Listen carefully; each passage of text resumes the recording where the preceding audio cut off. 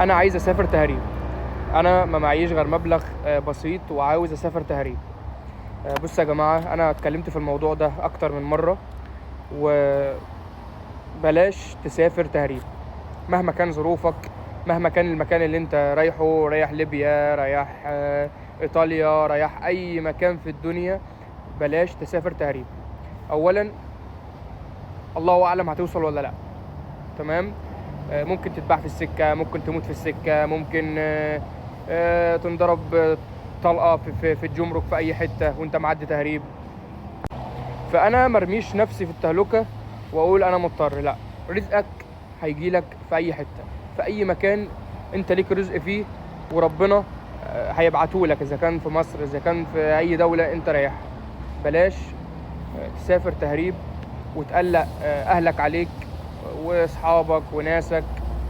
لا، لو انت مثلا مسافر تهريب ب15,000 ومثلا القانون ب30، لا، هستلف ال15,000 تانيين وسافر. ولما ربنا يسهل لي الحال واطلع البلد دي بأمان، هسدد ال15,000، مش هيخسروني حاجة.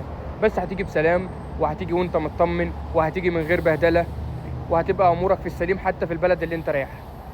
فبلاش تهريب يا شباب، عشان انا متكلم في الموضوع ده كذا مرة، وناس كتير بتبعت لي انا عايز اسافر تهريب، اسافر ازاي؟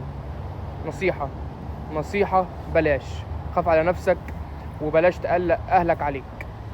وبرضو البلد اللي انت رايحها، عشان لما تروح وتوصل ما تتبهدلش هناك، وما تبقاش عارف تعمل ايه ومش عارف تعمل ورق، وممكن تروح توصل وبعدين تترحل، يبقى الفلوس ضاعت عليك والبهدلة ضاعت عليك وكل حاجة ضاعت عليك. وربنا يسترها علينا جميعا يا رب.